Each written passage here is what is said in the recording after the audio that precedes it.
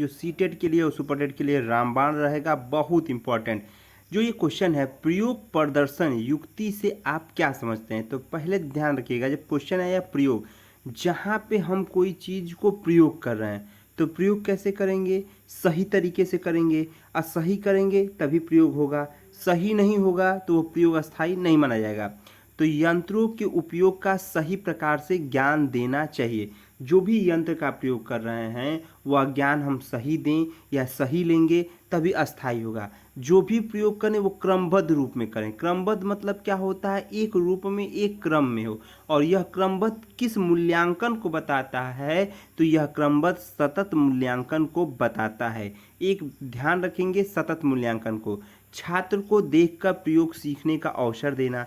जब जैसे हम छात्र को देखें तो अब उसको देखने के हिसाब से उसे अवसर दें कि वो प्रयोग करेगा तो अस्थायी होगा।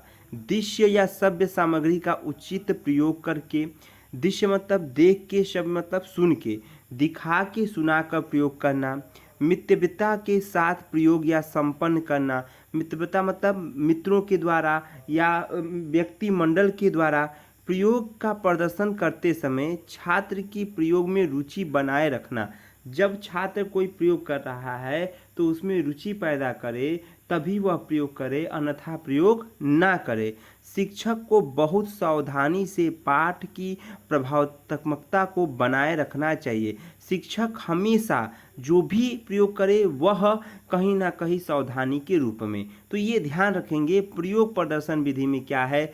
बालक को अवसर देना है, जो भी कराएं रुचि पैदा करके बताएं, प्रभावशाली हो, ज्ञान जो भी हो यांत्रिक रूप से, सही रूप से हो। बस इतना ही ध्यान रखना है। समूह चर्चा से विविध विधि के लाभ बताएं। समूह चर्चा, बस इतना ध्यान रखना, समूह चर्चा से जो ज्ञान होगा वो अस्थायी ज्ञान होगा।